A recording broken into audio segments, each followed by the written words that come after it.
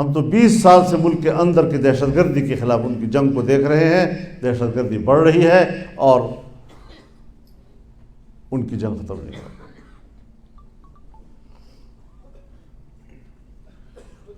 عسکریت پسندی بڑھ رہی ہے اور پتہ نہیں یہ کیا کھیل کھیل رہے ہیں. اور تنقید سے بالا تر، تنقید پہ ناراض ہوتے ہیں، کہتے ہیں ہم دفاعی قوت ہیں ملک کی، اور دفاعی قوت پر تنقید اچھی بات نہیں ہے. میں واضح اعلان کرتا ہوں کہ میں دفاعی قوت پہ تنقید نہیں کر رہا ہوں. جب میری دفاعی قوت سیاسی قوت بن گئی ہے تو پھر سیاسی قوت پر تنقید کرنا میرا حق بنتا ہے.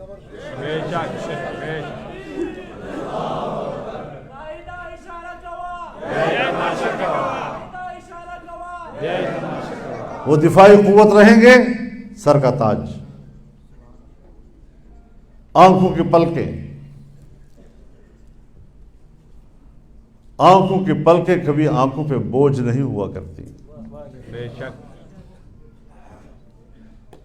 لیکن اگر پلکوں کا ایک بال بھی اپنے حدود سے آنکھ کے اندر گرتا ہے، پلکیں باہر سے دفاع کرتی ہے، باہر کی کوئی چیز مصیبت جو ہے آنکھ کی طرف نہ آئے.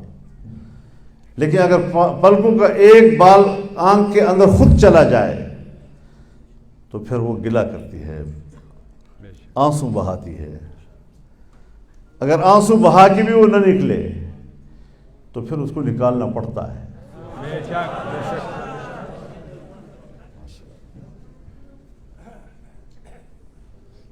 اس کشمکش سے ہم دوچار ہو گئے.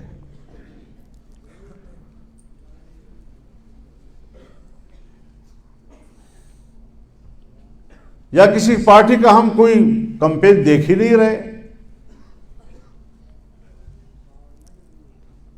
اور اگر ہمارے خلاف کوئی کمپین چلا رہا ہے تو ان کی سیکورٹی فورسز ان کے ساتھ ہیں، پورے پروٹوکول کے ساتھ، اور ہم ہیں جلسے میں مت جاؤ تمہارے پیچھے خودکش لگے ہوئے ہیں، جلسے میں مت جاؤ تمہارے پیچھے خودکش لگے ہوئے ہیں، جلسے میں مت جاؤ تمہارے پیچھے خودکش لگے ہوئے ہیں، تاکہ ہم عوام سے رابطہ نہ کر سکیں. اور آپ جانتے ہیں کہ الیکشن سے پہلے میں چیختا رہا ہوں کہ ہم الیکشن کی مہم نہیں چلا سکتے، ہم اپنے حلقے کے عوام سے ملنے کے قابل نہیں ہیں وہاں کی صورتحال میں.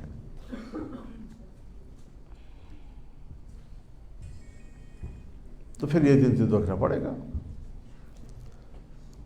لیکن یہ دن دیکھ کر کیا ہم ہتھیار ڈال دیں اور پارلیمنٹ اتنی بڑی مجبوری ہماری بن جائے کہ اس کی ممبرشپ کے لیے ہم بوٹ چاٹتے رہیں؟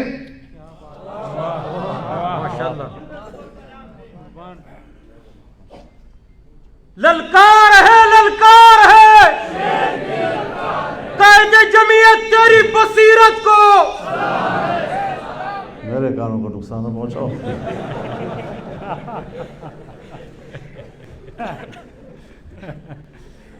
تو اتنی بھی ہماری ضرورت نہیں ہے. وہ بڑی وضاحت کے ساتھ کہہ دینا چاہتا ہوں. ہم سمجھتے تھے کہ ہم ملک کو آگے لے جائیں گے، ہم ملک کے لیے بہت اچھا سوچ رہے تھے اور ملک کے لیے اب بھی اچھا سوچیں گے انشاءاللہ. لیکن ملک کی بہتری کے لیے سوچ کے سامنے رکاوٹیں کیوں کھڑی کی گئی ہیں؟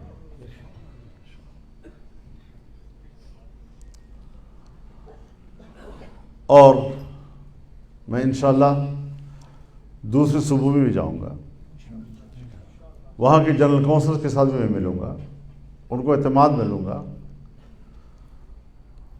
پھر پاکستان کی مرکزی جنرل کونسل کا اجلاس بلائیں گے انشاءاللہ. پھر اس بات پر غور کریں گے کہ کیا پارلیمنٹ اتنا ضروری ہے کہ ہم رسوا ہو کر بھی اس میں بیٹھیں، ہم رشوتیں دے کر بھی اس میں بیٹھیں، ہم دھاندلیوں کے ذریعے جیت کر بھی اس میں بیٹھیں. اتنی ضروری ہے وہ؟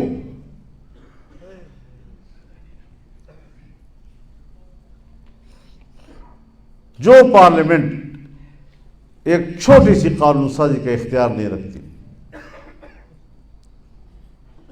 قانون بھی بھیج کر کہا جاتا ہے یہ قانون پاس کرنا ہے، اور پھر ہم وہ قانون پاس کرتے ہیں، تو پھر وہی ملک کو چلائیں۔ لیکن ساتھ ساتھ میں یہ بھی واضح کر دینا چاہتا ہوں کہ یہ ملک ہمارا ہے، اس ملک کا نظام، اس کو چلانا، اس کی حفاظت کرنا، اس کو نظریاتی حوالے سے قرآن و سنت کے ہم آہنگ بنانا، یہ ہماری ذمہ داری ہے۔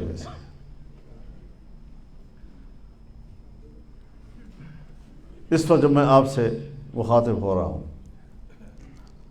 تو حال ہی میں سپریم کورٹ کا ایک فیصلہ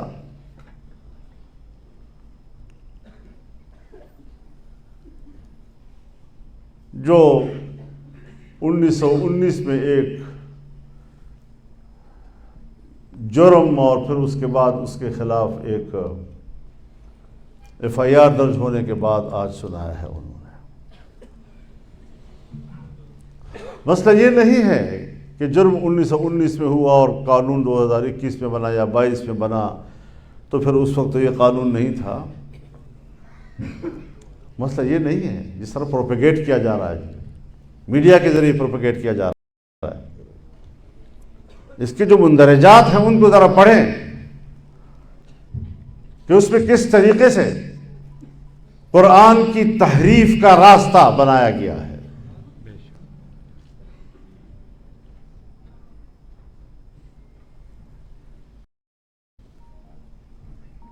اور قرآن سے جو حوالے دیے گئے ہیں، تمام علماء کرام بیٹھے ہوئے ہیں، میں سب کو چیلنج کرتا ہوں، پڑھو ذرا اس قرآن کی آیت کو، تفاسیر کی روشنی میں پڑھو، احادیث کی روشنی میں پڑھو، کیا اس کی تطبیق یہ ہے جو ہمارے جج صاحب نے کیا؟ یہ تطبیق ہے ہی نہیں اس کی۔